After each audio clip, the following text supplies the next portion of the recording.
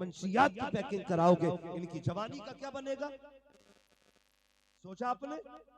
नहीं, हमारा बेटा 200 रुपए कमा के लाता है, 200 रुपए के लिए अपने बच्चों की जिंदगी बर्बाद ना करो। मजदूरी कर लो।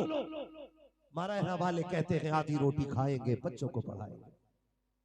ये पैगाम याद कीजिए, कर मजदूरी, पढ़ा बच्चों को।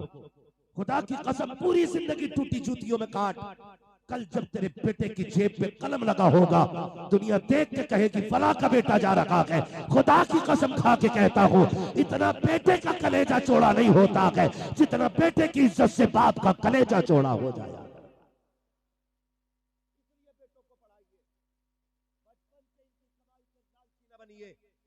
पेट तो भर ही जाना है, आधी रोटी से भी भरना है, एक रोटी से भी भरना है, मगर बच्चों को पढ़ाना। सबसे पीछे तालीम में हम लोग हैं। जलसे सबसे ज्यादा हमारी कौम में होते, चंदे सबसे ज्यादा हमारी कौम में होते, सबसे ज्यादा खर्च करने वाले हम लोग हैं, लेकिन तालीम में सबसे पीछे हम लोग। गलत कह रहा हूं? तालीम में सबसे पीछे हम लोग हैं। मुझे बताया जाए होता क्या है? अल्लाह भला करे, आप लोगों का मेरी नजरों के सामने मजार भी है। मुझे लगता है शायद ये मजार के हवाले से जलसा सजा होगा। अल्लाह आपको सलामत रखे।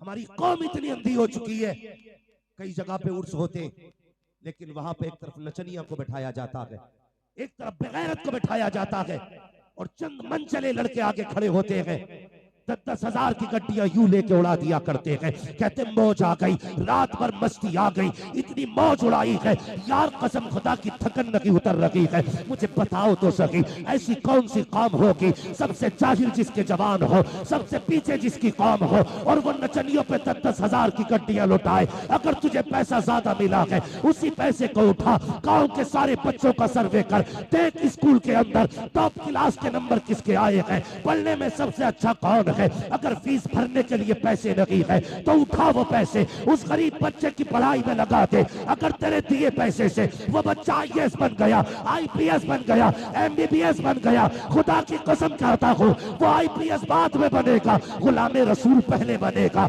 एमबीबीएस बाद में बनेगा, गुलामे मुस्तफा पहले बनेगा। अगर तेरे पैसे से ये डॉक्टर के साथ साथ गुलामे मुस्तफा बन गया तो दवा बाद में देगा, हुजूर पे दुरूद पहले पड़ेगा, गोली बाद में देगा, सलाम पहले पड़ेगा। इसकी दवा में असर हो ना हो, लेकिन इसके दुरूद में अल्लाह शिफा अता फरमा दे।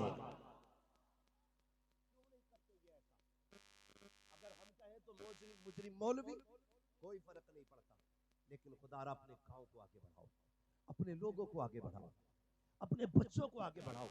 कितने ऐसे लोग हैं जिनके पास जहन तो है, काबिलियत तो है, लेकिन पढ़ने के लिए पैसा नहीं है। उनके बाजू बन जाओ, उनकी हिम्मत बन जाओ, खड़े हो जाओ काबिल बच्चों के साथ। फिक्र न कर, कामयाबी की सीढ़ी चढ़ना तेरा काम है, तेरे कदमों में दौलत की पैरी लगा देना ये मेरा काम है। नहीं कर सकते हम ये लोग, बताओ? जो कौम एक जलसे के लिए 17 लाख, एक बच्चे को पढ़ाने के लिए 50 लाख का चंदा नहीं कर सकती? बोलो, बताया जाए मुझे। हम कर सकते हैं, लेकिन सोच नहीं है हमारी। अल्लाह आपको सलामत रखे। आपने बता दिया उर्स पे भी मुस्तफा की बातें की जाए, नचनियां नहीं बुलाई जाएगी। कहता मौज आनी चाहिए, ऐसी बुलाना। वो बुढ़ा जिसे इशा में मस्जिद का रास्ता दिखाई नहीं देता, वो भी कुर्सी से उठ उठ के कहता वाह वाह।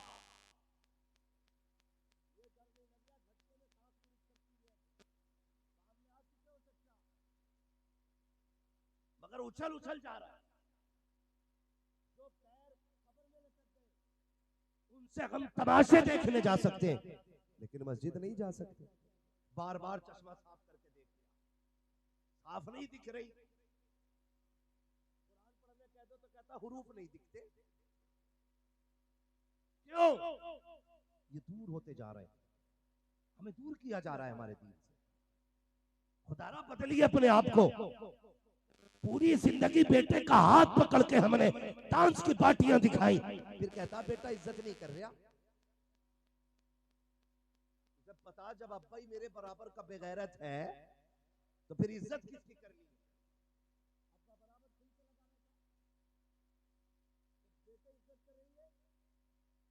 मुझे बताया जाए। बेटा इज्जत करेंगे। अल्लाह अकबर सुने, गौर से सुनिएगा, नस्ल किन की अच्छी होती है। हसनैन करीमैन ने, खास करके इमाम हसन रजी अल्लाह ताला मौलाए कायनात मौला अली के शहजादे, फरमाते हमने पूरी जिंदगी अपनी अम्मी फातिमा के साथ कभी एक लुकमा खाना नहीं खाया।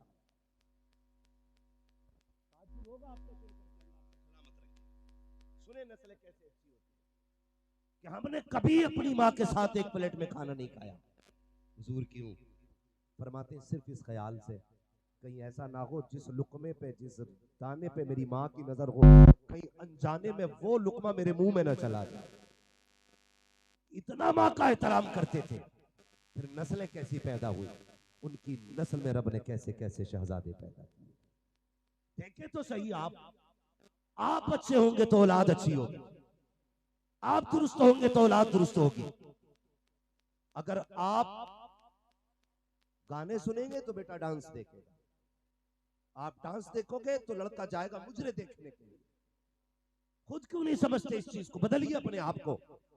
खुद भी कुरान पढ़ा कीजिए, बच्चों को भी कुरान पढ़ाया कीजिए।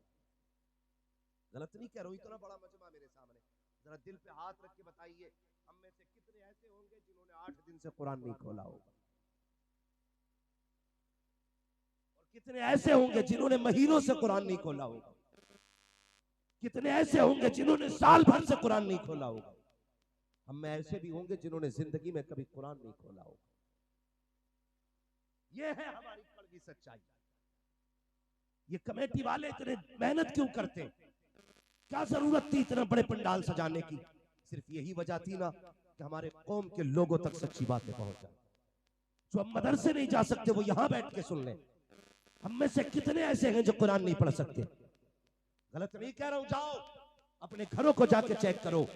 जब तुम्हारे घर के अंदर सूरज सुबह को निकलता है, बीवी 8 बजे उठ के फ्रिज पे भी कपड़ा मारती है, वॉशिंग मशीन पे भी कपड़ा मारती है, अलमारियां भी झाड़ी जाती है।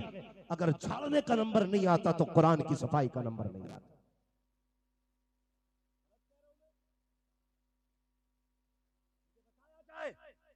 एक घर के अंदर 8 मर्द है तो 9 मोबाइल तो होंगे, 7 नहीं होंगे।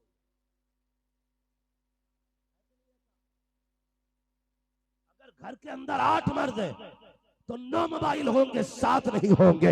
सबके अपने अपने मोबाइल हैं। लेकिन जाओ घरों में जाके चेक करो, एक घर के अंदर 11 अफराद है लेकिन कुरान एक है, 13 अफराद है कुरान एक है। जिस तरह तुम्हें मोबाइल का शौक है, कुरान का शौक क्यों नहीं है? अगर 8 बंदों के लिए 11 मोबाइल हो सकते हैं, 8 बंदों के अलग अलग 8 कुरान क्यों नहीं है? इसलिए कि सबको पढ़ना नहीं आता है। अगर आता भी है तो वक्त नहीं है। खुदा की कसम खा के कहता हूं लोगों, और कुरान पढ़ने के आदी बन जाओ, आदत बना लो कुरान की। जब कयामत का दिन होगा, ये कि कुरान हाथ पकड़ेगा, कहेगा मालिक इसे बख्श दे, ये दुनिया में मुझे सीने से लगाता था, आज मैं इसे हाथ पकड़ के जन्नत में पहुंचाने के लिए आ गया। अपनी बीवियों से पूछो क्यों नहीं झाड़ा इन्होंने कुरान को।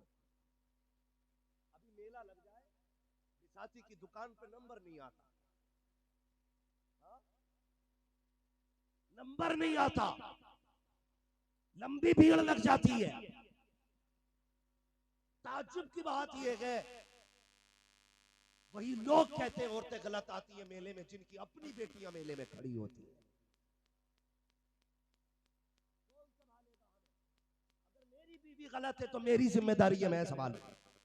बीवी मेरी हो, मैं इनसे कहूं मेरी बीवी को सुधार दो, तो मुझसे बड़ा नामर्द कौन?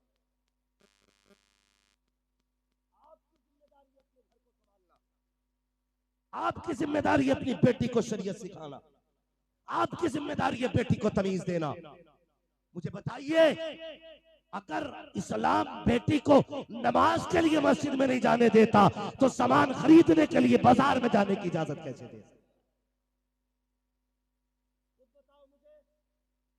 दिल के पपोले जल उठे सीने के दाग से, इस घर को आग लग गई घर के चराग से। हमने खुद अपनी इज्जत का जनाजा निकाला, खुद अपनी इज्जत का जनाजा निकाला।